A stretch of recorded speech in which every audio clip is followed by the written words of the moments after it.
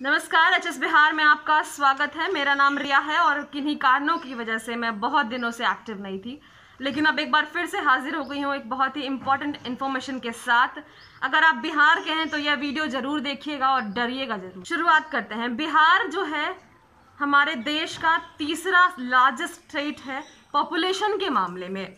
Largest rural population यानी कि गांव की बात करें तो यहाँ बहुत सारे गांव हैं और रूरल पॉपुलेशन जो है यहाँ लार्जेस्ट है।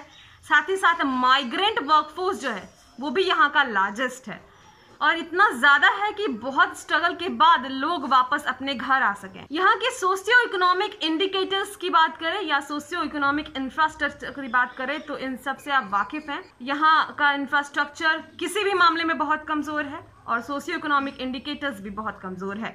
हेल्थ इंफ्रास्ट्रक्चर ठप है, जी हाँ ठप है और बहुत ही लिमिटेड है। अगर हम 1000 लोगों को रख लें तो 1000 लोगों में कितने बेड्स अवेलेबल हैं और कितने डॉक्टर्स अवेलेबल हैं आपको हम बताएं। 0.11 बेड्स अवेलेबल हैं बिहार में पर 1000 पीपल और 0.39 डॉक्टर्स अवेलेबल हैं बिहार में पर 1000 पीपल।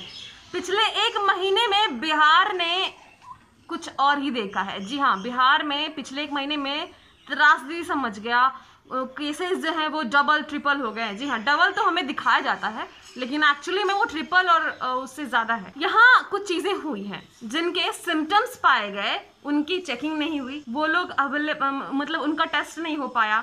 जो पॉजिटिव पाए गए उन्हें हॉस्पिटल्स में बेड नहीं मिले और अगर हॉस्पिटल में बेड मिल भी गया तो वेंटिलेटर सपोर्ट नहीं, प्लाज्मा डोनेशन नहीं। प्लाज्मा डोनेशन की हम बात करते हैं। बिहार में अब तक सिर्फ एक हॉस्पिटल है जिन्हें प्लाज्मा थेरेपी की परमिशन दी गई थी, अथॉरिटी दी गई थी।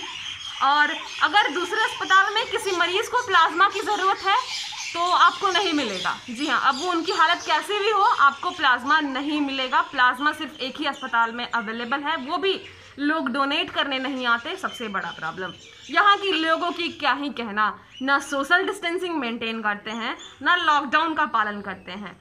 भले ही ट्रांसपोर्टेशन बंद कर दिया गया है लेकिन लॉकडाउन बिहार में नहीं है। वो कहने के लिए लॉकडाउन है लेकिन लॉकडाउन बिहार में नहीं। सबसे बड़ा प्रॉब्लम एक और जो हमें देखने को मिला, हमने नोटिस किया बहुत ही नज़दीकी से कि जो लोग पॉजिटिव पाए गए उनके कॉन्टैक्ट में जितने लोग आए बिहार सरकार द्वारा उनकी ट्रैकिंग ही नहीं हो पाई और इसी तरह फैला है कोरोना।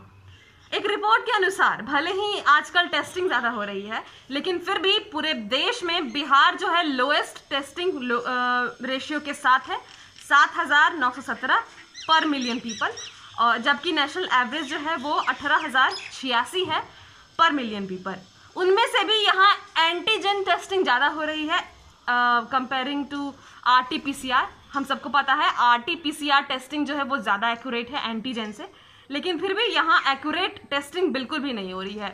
हमने 80,000 90,000 टेस्टिंग देखते हुए देखा, 3-4 दिनों में हमने देखा है कि 70 80 60 ऐसा लिखा आ रहा है कि इतने टेस्टिंग हो गए यहाँ बिहार में, लेकिन एक्चुअली में वो सब एंटीजन टेस्टिंग है जो कि बिल्कुल एक्यूरेट नहीं होती और बिल्कुल भी मुझे नहीं लगता कि वो वैलिड होती है।